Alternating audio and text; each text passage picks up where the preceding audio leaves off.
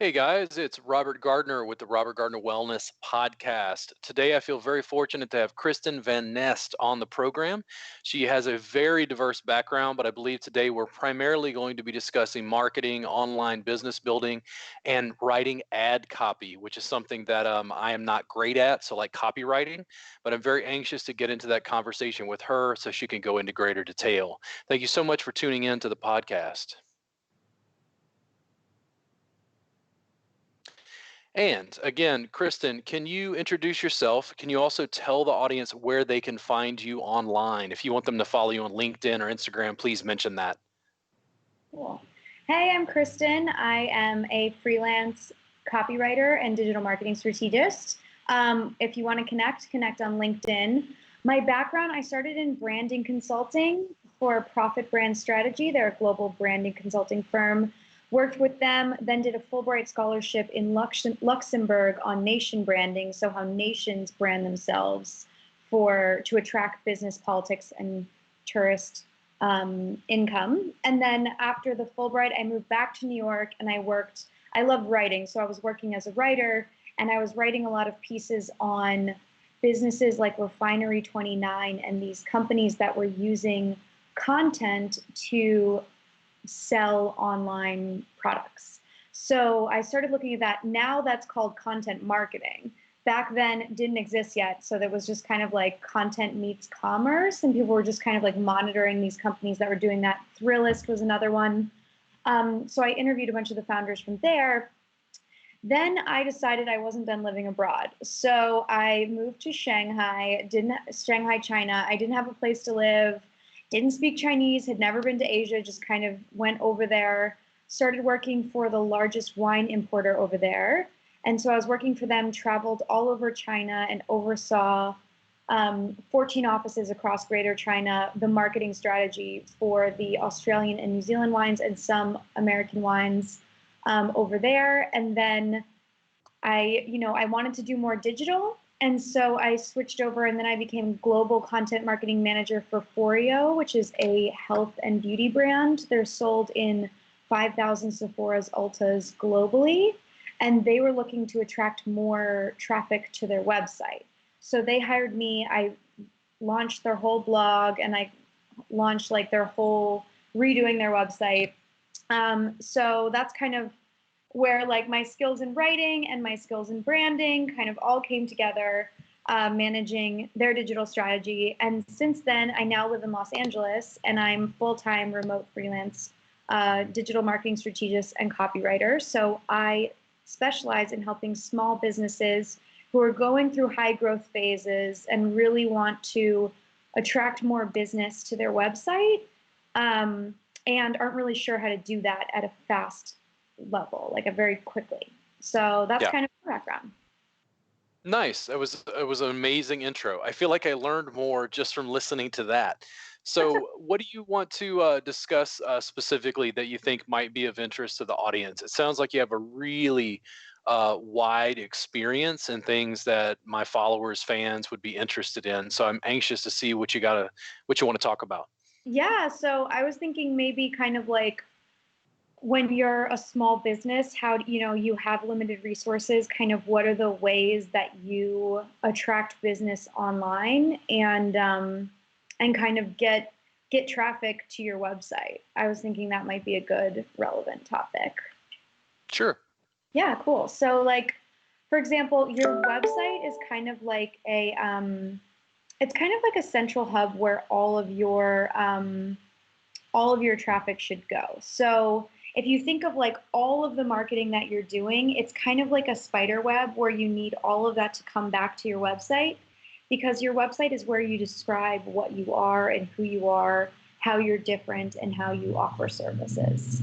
So a really good marketing strategy needs to think about anything you're doing. You want to have what we call a call to action, and that's a way that at the end of whatever message you're sending out, there's a next step that you're making easy for your potential customer to take so that you can make sure that you have consistent communication with them and they know who you are.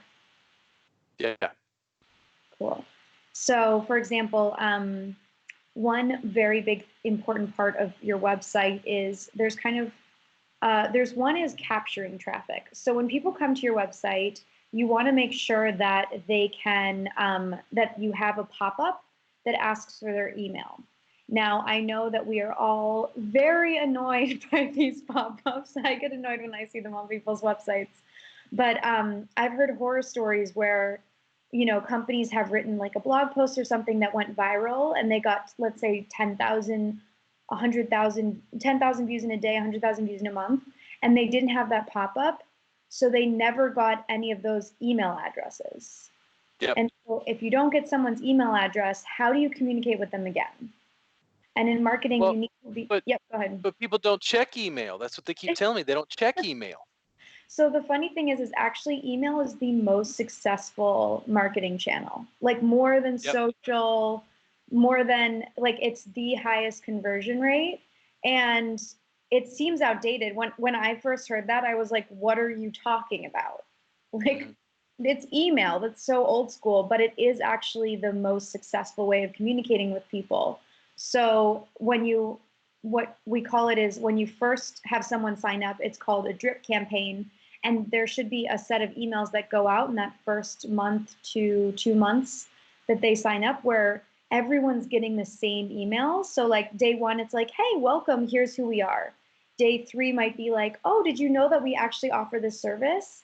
So you're educating your customers all in the same way when they sign up for your emails so that they know who you are. And I find that having like very friendly email, like the old school way is to be very salesy in the email, like, oh, come today, da da da, like kind of in people's faces. But I find, and I've been able to get higher conversion rates or click-through rates for my clients by using more friendly and approachable content. So it's like, oh, are you, like, I'm trying to think of one in the health and wellness space. Maybe it's like, are you suffering from back pain and looking for, is this a serious problem in your life? Something like that I think works better than come in today we'll help you with your back pain. Like it's just, people get bombarded with so many emails that if you are more friendly and approachable, it goes farther than trying to sell them something upfront. Connection. Yes. I talk to massage therapists specifically since that's a large part of my current marketplace. And I talk about email capture and its importance. They always have a million questions about how to set it up. And I go to Google, type in, how do I start an email list and how do I capture emails, and do just a little bit of research because everybody's website could be structured differently. The difference is I have, I think right now, 7 or 10,000 people on my email list. I don't have a huge unsubscribe rate because after this podcast is done, I will take a screenshot, I will put it in an email, and there will be a link to your social media, a link to the video if they want to listen to it in the podcast. People are unlikely to subscribe because all I'm doing is saying, hey guys, here's an update of what's going on in my business. Listen, if you're interested in more information, you can go here. I'll talk to you guys soon. Classes are coming up. It's very friendly, very off the cuff. I understand people are busy. I'm not just bombarding them with, you have to hurry up and buy now. You have to hurry up and buy now. I'm actually using the email to give them more value. Yeah, and say like, hey, here's free information that's helpful to you. And if you want to learn more, here are my classes or whatever, instead of being like, you should buy from me right now. It's no, I have information and I want to share it with you. I think it might help you. And if it doesn't, okay, no worries. And I think that's kind of the future of marketing and what performs better today versus what people used to see as marketing. Oh yeah, someone put scare people away. You don't want to scare people away. I mean, it just depends. Like everybody's not your fan or follower, That's true. especially when you're talking about putting out a website, having digital content and information. If you're selling a service like massage and you're like me and you live in Texas, you can't necessarily sell a session to someone in New York, but you can build a fan. And having that fan across your social media platforms or sharing your emails with other people means you can build more potential fans. Yeah, and I think having a unique selling proposition or a specific like, hey, especially if you're a sole proprietor, someone who runs your own business, it's like, hey, these are my values as a business owner, and this is why I do what I do. I think that resonates more with people than being like, I do anything and everything and whatever. I don't think that kind of helps people connect as much as being like, this is what I care about. Yeah. Some of it seems so obvious, but I think also you and I have, kind of battled in the trenches, you probably to a higher degree than I have, where we've worked with businesses that are growing, we've run our own businesses. So it just seems like it's par for the course. But it's amazing to me how many businesses I run across when I go to their website that they're not capturing any data at all. They're not asking for an email address. They're not giving me a little free giveaway to get an email address. They don't have much in the way of social media presence. It absolutely amazes me when people are asking advice to build their business and they're not doing what I consider just basics. Yeah, yeah. And I think also, they like their probably main goal isn't, their main background isn't digital. So it's just not in their wheelhouse. And they're like, and I run into this not just like all across the board with a lot of my clients where, they'll have a specific thing that they're really good at. And so they want to keep doing that. For example, I'll have tech clients where they're a developer and they're really good at developing things. And so I'll meet with them and they'll be like, oh, I got this new, I spent hours and created this new feature for our clients. And I'm like, that's great, but we also need to build the client base first. We need to actually like get out of what you're good at and build the kind of marketing side. And as we do that, we can add new features. But if we just focus on adding new features without building our audience, it's going to crumble. For your business to grow, you have to be growing while you're focused on kind of what you're giving your client.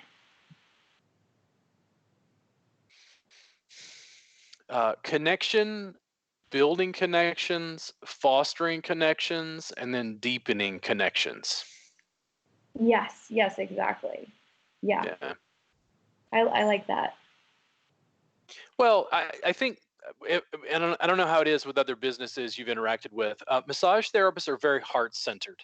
They want to go out and help people. They're not necessarily in their minds when they're going to massage school, getting ready to run a business. They're not interested in marketing and advertising and those things. And I come in as a continuing education provider to try to fill some of those gaps and explain that all that stuff that they want to do, if they'll just focus on the business side and continue crafting the art, they have to form deep emotional bonds and connections with clients, even if that's potential clients online, where you're building a following of people who like you, who will, want to purchase your service and then recommend you to other people. The digital landscape, to keep in mind, I'm 42 years old. I didn't get on the internet until I think I was 18. So, this has been a very swift sea change in, say, the past 20 years and how business is done, where at the time when I got online in probably 1995, businesses didn't have an online presence. Websites were relatively, new for lots of businesses at that time. So I try to stress that we're still connecting with people, just like networking, shaking hands. We're just adding an additional layer on top that's a sort of digital networking and connection. Yeah. And I feel like it's sometimes hard because, it is across the screen and sometimes it's over copy as opposed to meeting someone in person. But that's why I think also the about section of a website is so important. Like you were saying, being heart centric. It's very, explaining in a quick paragraph why you do what you do connects with someone so much more, where other competitors might not put that. And so they'll go to their website and they'll be like, well, I don't know who this person is. And I want to know a little bit about the person who I'm going to be buying this a little like intimate service from. They're going to be helping me. I have to you and I need help. And having a little bit description like, hey, this is why I went into this field and this is why I'm passionate about it, can help your customer feel like trust you and kind of feel a little bit more comforted before they even walk in the door. Yeah. That's absolutely the case. It's interesting to hear it from your perspective, knowing that you're working with other businesses, but drawing the same sort of parallels between different industries. Yeah, it's called The Golden Circle. There's a really good YouTube video It's called the Golden Circle, but it talks about like how you explain what you're selling, and that good businesses don't just talk about the product they're selling, they talk about why they're selling it. Yeah. Because it's not just what you're giving, but it's about that relationship. And that especially is important long term. Having regular clients and making them feel comfortable. The website, it really is about, the website is really about people, if they haven't met you in person, right, the website's their first experience with you. And then they'll probably like come visit the office. If they like their experience, they'll come again, and then they'll become someone who tells all their friends about you. And so the website, through email and through regular communication, you can help foster those relationships with those regular customers who already trust you. But the website is really educating those new people who are coming in and don't know anything about you. Yep. Cool. We'll take a quick break.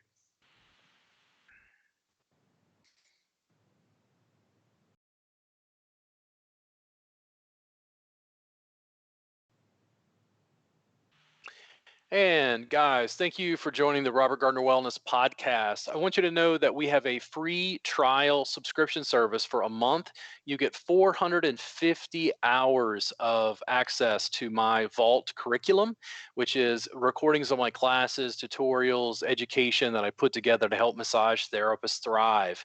If you are just somebody who's from the public, you're interested in learning massage or Thai massage, it's an excellent way to get started inexpensively as a hobbyist. After that, it is $7 a month. You can unsubscribe at any time. Do not care. Just want to provide more value to people in the most cost-effective way manageable.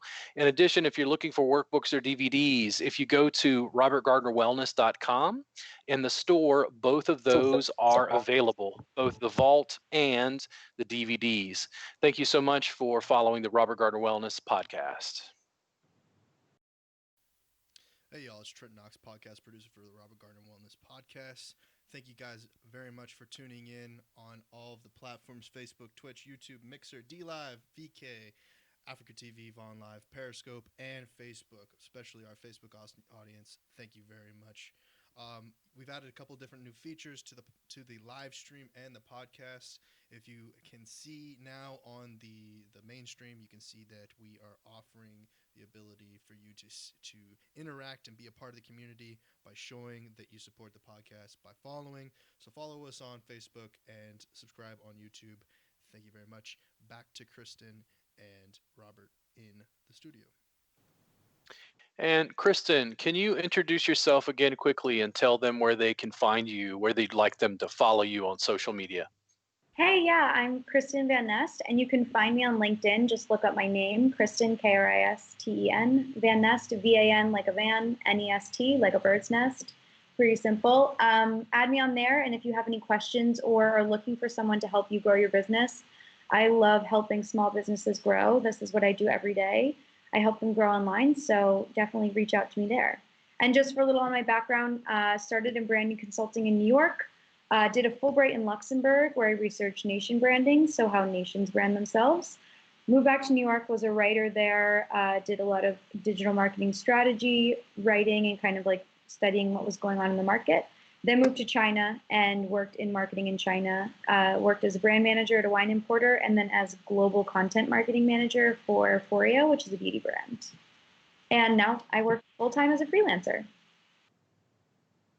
Are you happy with it? I love it. I love it. When you talk about values, like one of mine is freedom, or two of mine are freedom and creativity. So as a freelancer, I have my own schedule. So I always meet deadlines, but in between that, if I want to work in the evening or if I want to work sometimes at 6 a.m., I'm one of those crazy people who's up early. And I have some East Coast clients, so being on the West Coast, it actually works better. So I love that. And then with the kind of creativity, I get to work with a lot of different clients and help them through the varying problems that they face. So there's always interesting problems to be solved, and I kind of love that part of what I do. Nice. Yeah, it sounds like from an entrepreneur perspective, you kind of thrive in some of the same environments I do. Time constraints, being able to sleep late if you want to, and then kind of maximizing freedom and creativity. Yes, yeah, like I am just one of those people. I read The 4 Hour Work Week. Have you read that by Tim Ferriss? Yeah. That changed my life. I'm just one of those people where I hate sitting at a desk if I have nothing to do. Like when I'm at my desk, I'm like very efficient and I'm getting through things. But if I found it frustrating when I was working full time at an office, kind of having, it looks good if you stay late and stuff like that. And I didn't really like that part of corporate culture because Mm. it's, well, actually today I finished everything. And, tomorrow I might need to stay late, but today I don't have anything that's time sensitive. So I like the freedom of being able to kind of like work with clients I really like and be really invested in the projects that I'm working on. Yeah. Because as a freelancer, you have that freedom to kind of choose and like, you have that freedom, which I really like. I like helping business evolve and adapt, especially to the digital landscape. If they've already had a service or a product related industry, and then they're trying to maybe venture towards social media. I scare a lot of business owners off because once I come in and start waving my phone around like an anarchist talking about TikTok, they go, "I can't deal with this guy. This is too much. There's no control," and I look at it from small business standpoint. It's like my entire business is built off of this. Like this device is going to continue to get more potent, more compact, easier with 5G, more effective. It's not slowing down, it's ramping up. Like I hate to say this when I work with businesses that don't want to adapt to a digital marketplace, but I'm going, are you going to have a business in 10 years? Cuz I don't understand why you wouldn't have an Instagram profile. Yeah. And on a local level, like if you don't have Yelp, if you don't have like services that geotag you, like someone might look you up on Instagram and they can see all the posts from other people and they're like, oh, I'm not just going to some place that I don't know and I'm going to be uncomfortable. Oh, this person had a good experience. This person's grateful. So, like, even if the internet feels so big and so global, but on a local level, it's how you kind of connect with people as well. It's how you're not putting flyers or sending, email or now it's email things, but it's not like brochures. The internet is doing that for you. Yeah. Just getting people with, traditional services or products just to slowly and incrementally embrace social media just from an organic level, just posting regularly on Instagram, making informative educational videos. If you sell cookware, it's demonstrating the cookware in a video with somebody who's a funny cook, delivering little minute cooking tutorials. There's so much available now that I find it very hard because my business was built in the age of the internet. I don't really understand how I would have had a business during the yellow pages. I can't really process that mentally. Yeah, and I mean, it's hard for me to imagine too because like so many leads come from online, and like I do believe that still the most powerful way is word of mouth. But now word of mouth is through, like we're talking about, those posts on Instagram. It is through someone checking in on Facebook to your Facebook page when they visit you. That's powerful word of mouth. So it's the same kind of, like, a lot of the same theories apply, but the application is so different. Yeah. I mean, in the end, I think, anybody who sells a product or service, of course, I have a lot of people who are massage therapists. They're just trying to figure out how to get clients.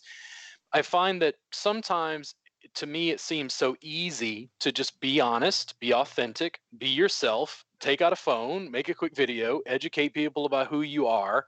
And then if you do that consistently over time and then take videos, put them on your website, create a blog, create a podcast, interview people, get people to guest blog on your website, when you build more and more of that infrastructure, it leads to trust. And in a deeply intimate industry, it's absolutely what's needed. In an interesting way, I think people are afraid of video in my industry specifically because massage therapists are thought of as working on people who are unclothed or naked. So it seems like it's not necessarily a great way to deal with video, but I think in some ways it's actually quite the opposite. In my case, I know that I make a living because I'm able to connect with people via audio visual components. I'm building trust just by having you on the podcast, and that leads to me getting more clients. Yeah, and I feel like with video, you get so much more of a vibe of who someone is. Like I write copy and I also I make comedic videos in my free time. And with having, I mean, ideally you can have both, because if you don't have video, like there's only so far copy can go, but you watch a video of someone for 1 minute and you kind of get what they're about to such a deeper level than anything else.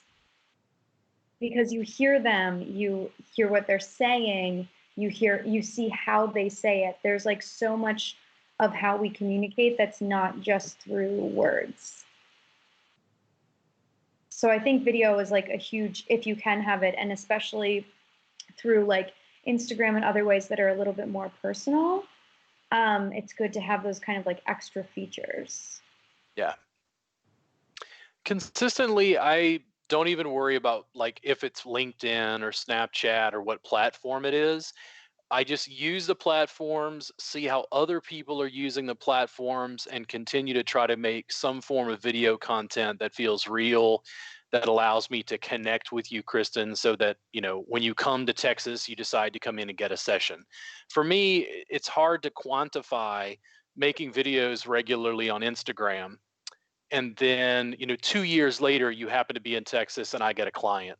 That's very hard to explain to therapists who've not seen it work in their practice. And it's a bit of a statistical anomaly because, again, I think in my industry as massage, I still think it's fledgling. I still feel like they're trying to find their wings. It's only been in the last 20 years or so that Massage Envy has sort of taken the helm to teach the public what massage is. Mm.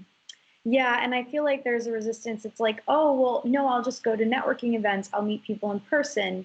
And that works too. But what you can also introduce people online. And that person you meet in person, let's say, might talk to someone else, and that person's going to go to your website. And if you don't have a website or you don't have a way to connect with them online, they might check you out on Instagram. If you don't have that, they're going to be less likely to come in the door, because that's kind of the like reaffirmation of what they'd already heard. Have you heard those stories about how many times a consumer has to hear about you, be reminded of you before they're willing to make a purchase, and how the internet has changed that? Yeah, I haven't heard that. Well, the old marketing thing is that they have to learn about you 7 times. I haven't heard that much about like how the internet's changed it, but I believe that the internet, it's like, okay, get those 7 in, you know? Yeah. But yeah. Yeah. So, what other topics are you most interested in pressing into that you think would be of interest to the audience? Let's see. I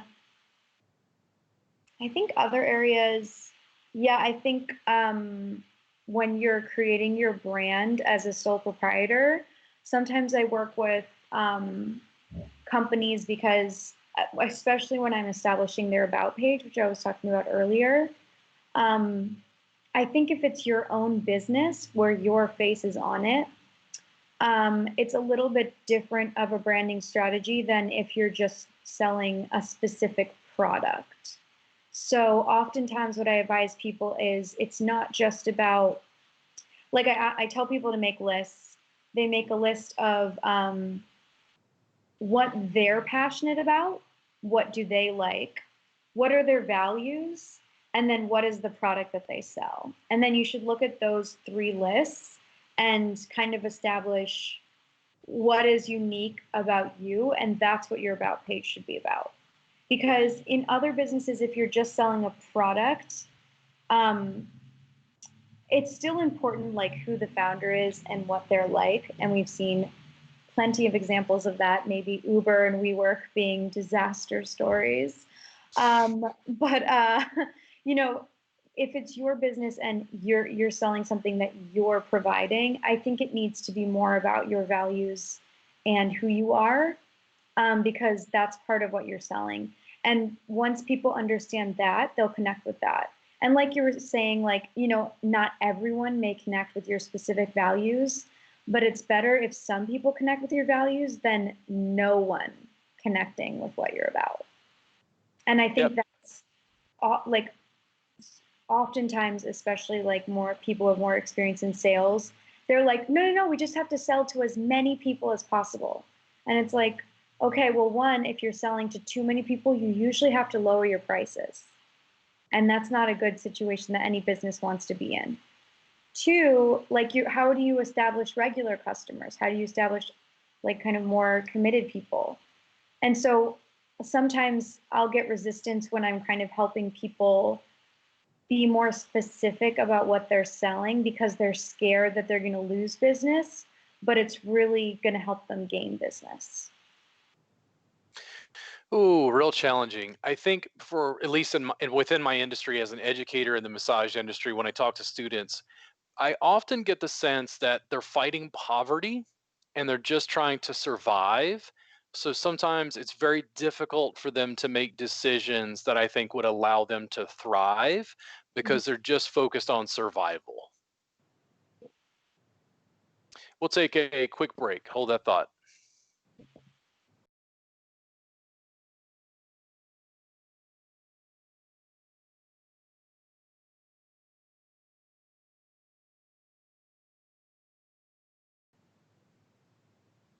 Hey guys, it's Robert Gardner with the Robert Gardner Wellness Podcast. I want you to know that if you are looking for workbooks, DVDs related to Thai massage and manual therapy instruction, you can find those at robertgardnerwellness.com in the store.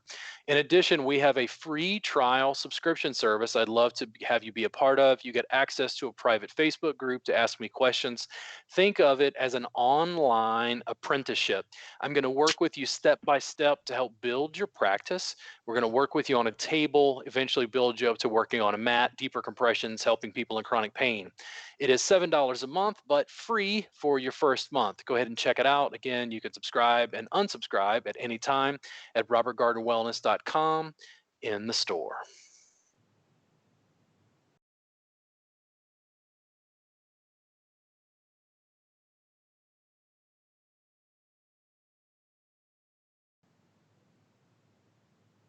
And we're back in the studio with Kristen Van Nest. Kristen, can you introduce yourself again and give them contact information? Hey, I'm Kristen Van Nest. I'm a freelance remote digital marketing strategist and copywriter. So I love helping businesses grow, especially small businesses who are going through a high growth phase. So if you're looking for help growing your business, definitely look me up on LinkedIn. My name's Kristen Van Nest, Kristen, Van, V-A-N like a van, Nest, N-E-S-T like a bird's nest. And yeah, my background, I have a branding, marketing strategy, and digital strategy background. I was formerly global content marketing manager for a health and beauty brand. I lived in China working in the wine industry, and I worked in New York as a branding strategist, and I was a Fulbright scholar researching nation branding, so how nations brand themselves. So I've done all the marketing stuff all over the world. And if you're anything like, I think based on the light conversation we've had so far, I think when you look across industries, it helps you understand core concepts related to marketing and advertising so that they can be applied to a really wide array of products and services. Yes, definitely. So what were you saying about the list before we went to break?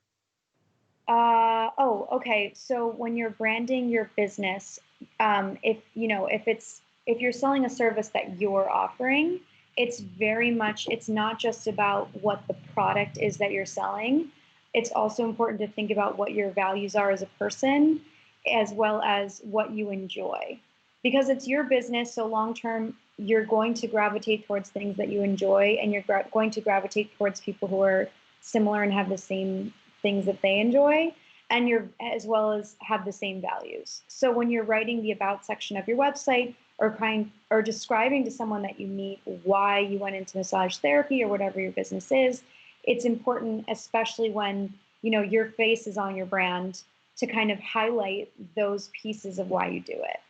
And I'd love to talk more about what you were saying about kind of survival and starting a business, because I lived in China, and I was the global content marketing manager for a beauty brand over there. And when I moved to Los Angeles, I just come back from China. all my contacts are from years ago, and they're from the East Coast because I used to live in New York City. So I came back to LA, and I was like, oh, cool. I know one of my values is freedom and creativity. I know that I want to work remotely, and that I want to be a freelancer who works with different clients. And so I moved to LA, and my first year was a huge struggle because I didn't have any of the network. I just moved across the world. So I didn't have really that much of a network that was like fresh and alive.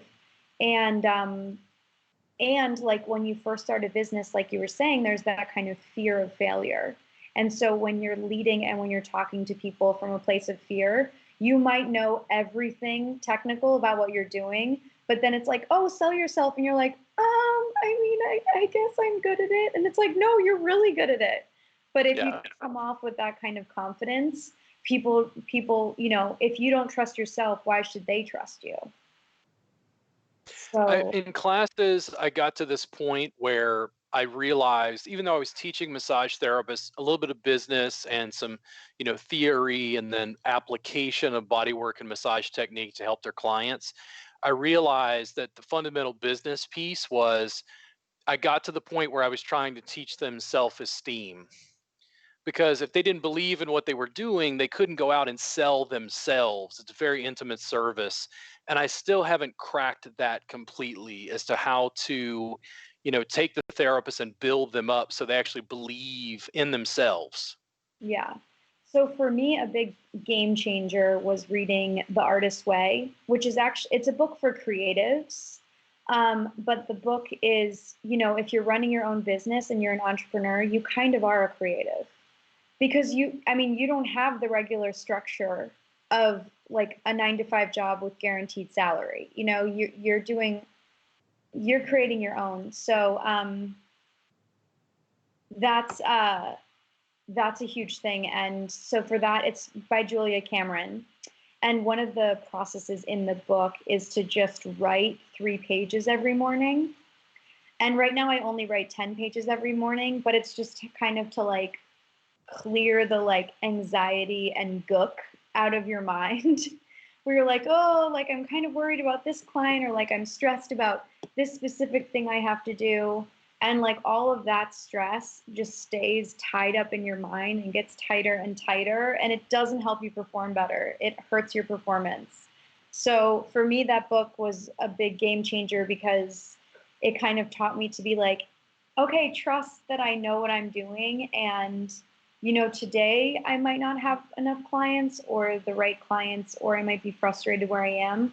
But if I just keep working and keep moving forward, that will change. Like as long as you're putting in the work and as long as you're working towards getting somewhere, you will get there. It's if you're stressed and you stop working towards there, that's where you run into problems. Oh man, it can be complex working with massage therapists because they have at times, unfortunately, they have an employee mindset of if I put in this much labor, how much money do I make per hour? And working for yourself, I spend untold hours doing things that don't necessarily generate direct revenue, but that lead to a sale down the road. Nobody paid me, for instance, to make my YouTube channel 8 years ago and continue putting out videos. If anything, it was actually to the confusion of people in my industry, but that gamble has paid off well. It's hard, again, I think from a starvation mindset, it's hard for employees. it feels safe to get out of massage school and work for a company instead of building your own business, because you have two things now. You have the art and the business. If you're trying to tackle both of those at the same time, not even I did that. Not that I'm saying you couldn't. It's just you're trying to work out the art of delivering massage and body work as a service, and then you're also trying to figure out, well, how do I build a business like that? Do I need a website? Do I need an Instagram? Like, how does that work? That can be really overwhelming to somebody just starting out. Yeah. And if you're on your own, like you have to constantly be looking for new leads. Like even if you're pretty booked up, you still have to be, you spend maybe less time on leads, but part of your job is the leads. And I think it's hard, it's frustrating because it doesn't feel fair that, you're putting all this work into your current clients and then you're getting unpaid for potential future clients. So it doesn't feel fair that you have to kind of put that work in, but it's part of the like freedom you have of running your own business. Is like you get to choose what you do, but the downside is that you have to keep doing that sales piece. And so I think another part of it is like having the mindset that sales piece isn't, if you hate that sales piece, it comes off when you talk to people. And I think you have to kind of like frame in your mind, like, hey, this might be someone I work with. And if I do work with them, awesome. If I don't work with them, okay, maybe they're not a good fit. That's okay. And if you love what you do too, it comes off in your calls. So I think when you come from that starvation mindset, you're like, oh, I have to get on this call. I have to talk to this person that, maybe they won't work with me and this will be a waste of my time. And I hate wasting my time on this when I could be doing other things. That will come off in the call when you talk to them. They will feel that vibe. I always try to take therapists and turn it back towards their heart and go, listen, you got into massage, if you're anything like 90% of the students I see in my classes, because you want to help people. Now, do you in fact want to help people? And they all say yes. I'm like, hey, so we're going to take this and we're going to put it on amphetamines and steroids. And the way you're going to do that is by building a website, building a blog, building social media, getting comfortable making phone calls, and actually going and selling your heart and going, listen, I really, really want to help you, Steve. I'd really appreciate it if you came in. I really want to work on that upper back problem you're having. Fundamentally, I really think it's just relationship building, Yeah, connection. definitely. And yeah, and it's hard when you're discouraged. And it's hard. I've switched careers multiple times, if I said, and I moved to different countries. And whenever you start, like that first year is always brutal. It's like, it's always tough and it's an uphill battle. You don't have enough money coming in and you're working crazy hours. But like it gets better. You just have to kind of keep going. And so it's like it's part of it. I think on some level it's great fun, but I think also I've done business well enough to escape, abject poverty. So I'm in a slightly different position mentally than many of the therapists who I see in my classes who are just trying to figure out how to get more clients. I think that over time it changes your mindset, your position with business. We could talk about things like affluence and poverty mentality, how it affects people. But I feel like massage as a service is so intimate and also something that people desperately want. Who doesn't like massage? Like, I think that's a very rare person that I run into who says they don't like massage at all. And I think that it's just about putting yourself out there, for lack of a better term, being able to connect with what I think would be your target audience and putting yourself in a position to get lucky. Mining the contacts you have, continuing to develop contacts and connecting with more people to establish yourself as an authority within your industry. Yeah, and I think another thing, I'm not sure in massage, but at least as a freelancer who does digital marketing and copywriting, pricing is a huge thing, and a lot of pricing comes down to how you value yourself. So I meet a lot of freelancers who they are struggling. And so what they do is they offer insanely low rates. They offer really low rates. Okay, now I have clients. Well, guess what? To pay your bills, you have to work an insane amount of hours. So then for the clients you have, you miss deadlines. You don't give them good customer service. They're constantly like, where was this? This was due yesterday. Why don't I have it? And so you're doing everything at 80% instead of 100%. And so your clients leave you and you're exhausted and you're burnt out. And it's because your pricing isn't right. When you talk about pricing of services and products, can you go into a little bit more detail about that? Like if you're charging an hourly rate or per product you're offering, I see a lot of freelancers that are like in my market, and they charge maybe what they would get paid if they were working full time. But if you're working full time, that's a guaranteed pay. So they charge what they were, and it's lower than what you should charge as a freelancer, because as a freelancer, you have to pay for your own healthcare. You have to pay for your own, all of that kind of stuff that are added costs that are covered. You have to pay for if you want to ever go on vacation for a day. If you're on vacation, you're not getting paid during that time. And so they charge too low rates. And so when they charge the rates that are below what they can have to live and thrive at their business and compensate for those hours that they're not getting paid to try and build leads, I meet a lot of people who are in that space, and it's a real struggle for them. And I think a lot of it has to come back to how they value themselves and that kind of fear of like, oh, well, you know what? I'm not worth that higher price. And it's like, if you're good at what you do, and you're passionate and you're giving a good service, you are worth that higher price. In a service economy, and this is where I have a little background because I started as a service provider. The notion is you want to raise the fee, you need to make more per hour. Then I went so far into education that I got to digital distribution models for our subscription service. And I said, hey, why not make it $7 a month? I've had to fight people tooth and nail over that. These are two fundamentally different things. My class fees, my service fees have all increased. This is what I'm keeping the same. But I don't have to recreate this every time it goes out every month. It's just there. It's a vault. It's a library. Yeah. Yeah, like IP or royalties. Yeah. It's a very different, business model. And I've only organically on my own started to grapple, as I looked at business itself and started thinking about a taco truck, well, how does the taco truck, oh, they don't have a brick and mortar, they just have the truck. So long as they're above board and legit, they've actually cut their costs.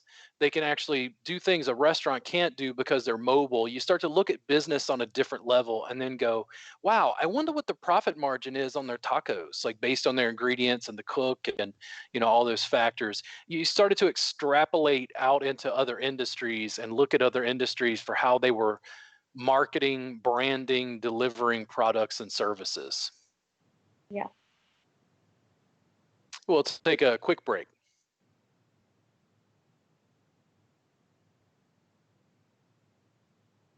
And guys, thank you so much for joining the Robert Gardner Wellness Podcast. If you are looking for educational materials, either as a hobbyist or a massage therapist, I offer some of the highest quality educational materials in the marketplace at affordable rates.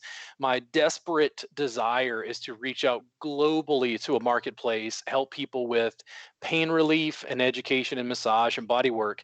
There is a whole assortment of workbooks and DVDs available on my website, in addition to a free trial subscription service. After that free month, it is $7 a month. You can unsubscribe at any time. We currently have 450 hours of my classroom instruction available there for you in vault format. And we also have a drip course that gives you CE credit if you're looking for CEs as a massage therapist, in addition to a private Facebook group. Just think of it as online apprenticeship. I'll continue working with you, and you can find all of that information at robertgardnerwellness.com in the store. And Charmaine, hey, how you doing there? Les, classes are coming up in multiple cities and states. We have Fort Smith, Arkansas coming up. We have Dallas and Austin. Here in Austin, Texas, we have 2 new classes coming up soon. One for abdominal work and work on the psoas, and another for advanced upper back and neck pain relief. We also just listed Chicago, I believe, for those same classes. You can, again, find those at robertgardnerwellness.com.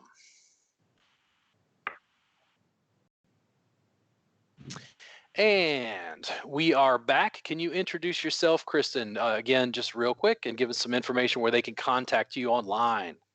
Hey, I'm Kristen Van Nest. I'm a digital marketing strategist and copywriter. I've worked in branding consulting in New York City.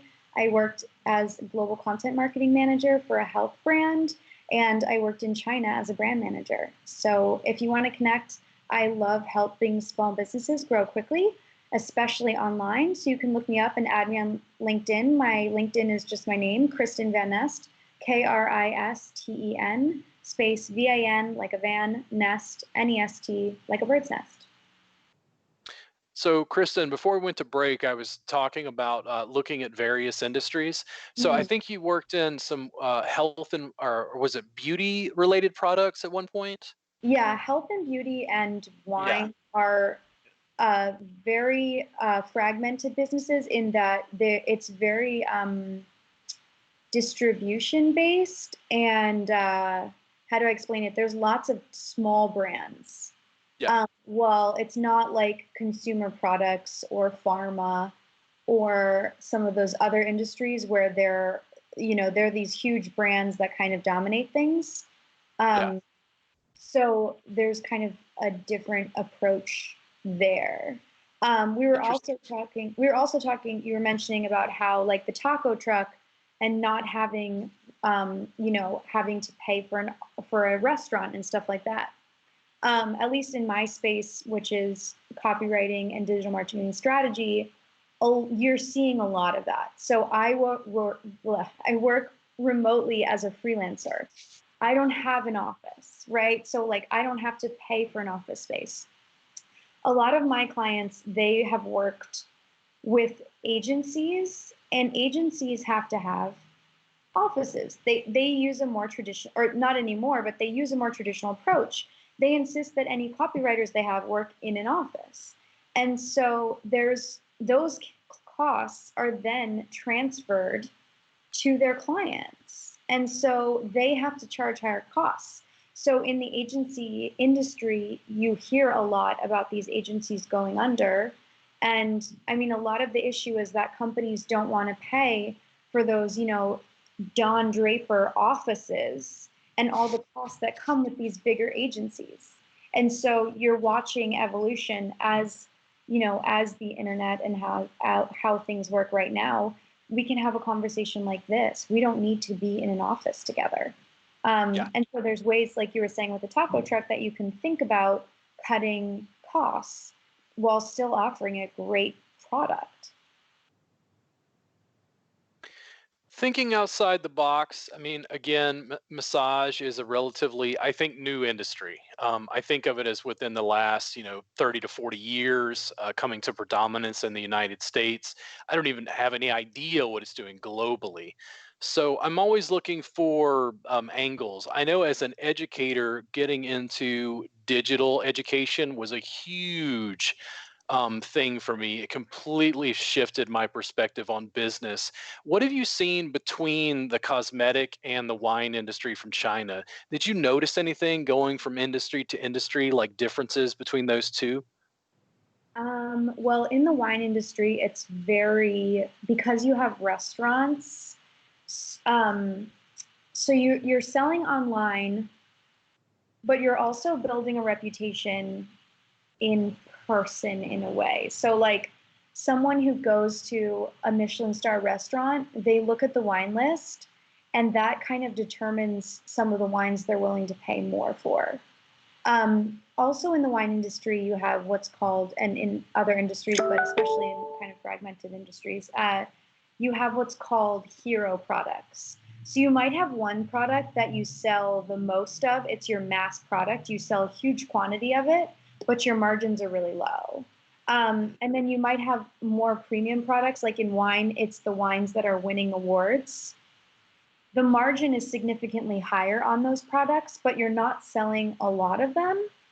And their purpose is to build your whole brand. Like they're a premium product that you say, hey, see, we sell this award-winning product, therefore we know what we're doing. We also sell this more inexpensive product, but you're getting the same guarantee as someone who's making this. So there's ways that you can like kind of if you look at your product portfolio, some products are going to help you with marketing and others are going to be like your, go-to product that everyone buys. I usually, and I'll be interested to see you've worked with larger companies that I'm familiar with. I'm a very small, Groofman independent practitioner to then teaching online digital distribution. One of the things I often recommend to small businesses is instead of trying to do 20 things, they do 3 things inordinately well. Focus on those things, brand and market those things, and then kind of develop a niche market instead of trying to offer what a large company can offer as far as like 100 products. Do you have any thoughts about that or insight? Oh yeah, definitely. If everything's okay, again, like a lot of business is still word of mouth, whether it's online or in person. And so if your products are just okay, you're not getting that word of mouth. And so it's way better to have only a couple products that are great because then your customers are doing the marketing for you. Well, if you have only products that are okay, you're going to have to keep looking for new customers. You're not going to have repeat customers, and you're not going to have people who are talking about how great you are. Yeah. So it's definitely better to have just a couple that are your go-to than to stretch yourself too thin and just be like, yeah, I can do everything. No one can do everything, and no one can do everything well. Yeah. It's like if I talk to cooks specifically, I say cooks, but normally it's chefs, a much higher training than I have. It's trying to get them to the point, and I've seen, at least in the Austin area, food trucks became a very large thing. I think as property values and real estate went up, the cooks or chefs felt pressure because they had to perform in a certain way to deal with the financier who owns the restaurant, these sort of partnerships. Whereas nah, man, listen, I can go farm to table with the food truck and just control it all myself because my overhead is so much lower. I get to do what I really want the culinary art school to do at the CIA, which was to create art, to be able to craft this farm to table food that, gained predominance in the local marketplace that everybody talked about. I've seen one of the reverse things happen where they're opening a food truck, they're using the money from the food truck after establishing notoriety, doing 2 or 3 things well, then they go into the brick and mortar business because they've got money to invest at that point. Yeah.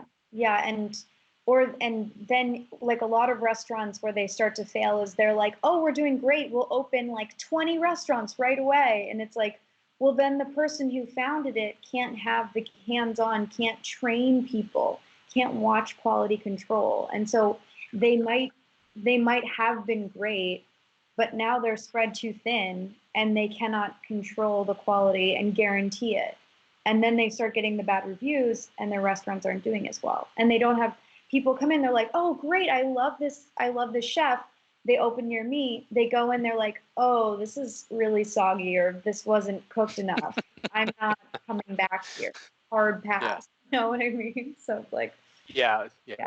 I didn't go to culinary art school for a reason. I decided to focus on massage and body work. I'm a huge foodie, love Tony Bourdain, so I'm just having nightmares of elite Yelpers leaving reviews that are horrible about some chef's livelihood and art form. Oh, there's like some really funny New York Times, like their reviews, and they're really funny, but they're also just so mean. Like part of me is so bad for this person, but part of me is also like, how did this happen? Yeah. there's so many parallels from industry to industry. Have you had any major struggles working with businesses where you were trying to incorporate ideas that they were very reluctant or hesitant to?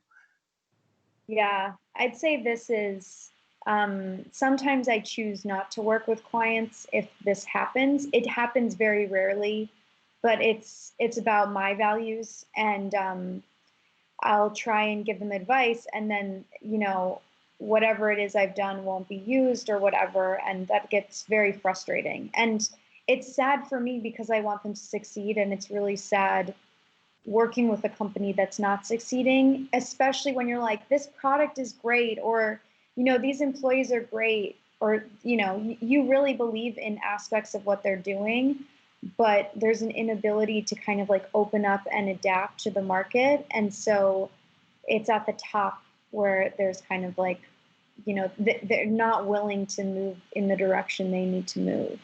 And that's really sad and tough.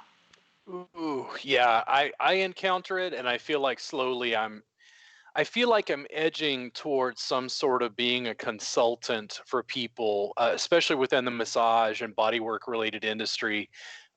As we continue growing and things, I'm figuring it out and it's flowering. People are coming to me and asking questions, and I feel like I'm moving into that consultant role.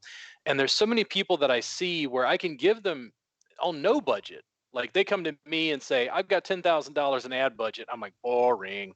They come to me and they're broke massage therapists, and I go, hey, I got an idea for you. I'm real excited. And they can't believe that they could do it on no budget. And it's like, listen, that's how I built my business. Yeah. that's that's what I know. I know sweat equity. Yeah. Yeah. And I mean, it's about being nice too. Like, it's like, oh, sometimes people on LinkedIn, they reach out and they're like, hey, I just have this quick question. And if they're nice, I'm like, yeah, I'm happy to help you. Like, Sure. like you want to help people. That's part of Yeah. like what we do is helping people, and we enjoy that. And so it's sad when people aren't like ready to change or evolve, because they get in their own way, and that's sad. That's tough. What I see with businesses, both services and products, I see this fairly consistently. Again, I feel like an anarchist walking in with a cell phone. When I have conversations with business people, they immediately go, "Oh, we got this thing that kind of works. I don't have time for all this internet stuff." And it's like being in 1955 and thinking, you were going to have a business that wasn't going to rely on TV ads that were probably in 1955 burgeoning. Yeah. In 1965, 1975, TV ads were very different 20 years later. They're missing on a huge potential market just by not adapting to digital information and exposure to an internet marketplace. Yeah. All right. So, Kristen, do you have any closing thoughts before we head out? Um, I just wish everyone luck. I wish all your students luck. And if anyone needs help, if they're looking to build their business online and they are looking, I work remotely as a freelancer, so I'm always here to help. I love helping small businesses. That's what I'm mainly about. I do a lot of copywriting, and then I also do kind of strategy. So I help on both sides of that. So if anyone needs help, definitely reach out to me on LinkedIn. And if you have any questions, I'm happy to answer those as well. Great. Kristen, at some point in the future, if you'd like to come on and discuss other like specific topics that are of interest to you, if there's value in that for you, please let me know. Yeah. I like having long conversations where we really get to dig through various layers and get to know you and what you do.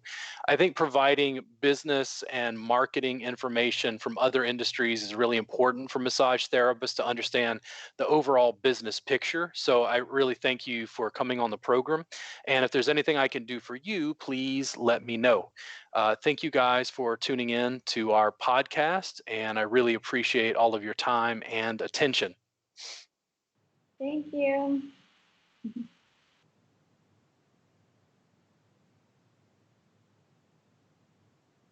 Hey guys, thank you so much for tuning to the Robert Gardner Wellness Podcast. I really appreciate it. And you can find us wherever you listen to podcasts. Offhand, I think of Anchor and then also Spotify.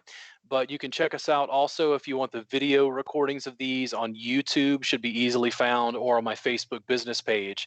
Thank you again. And our guest was Kristen Van Nest. Again, thank her for coming on. You can find her online, freelance copywriter, does really great work across industries. Had a great time talking with her. Thank you guys so much for tuning in.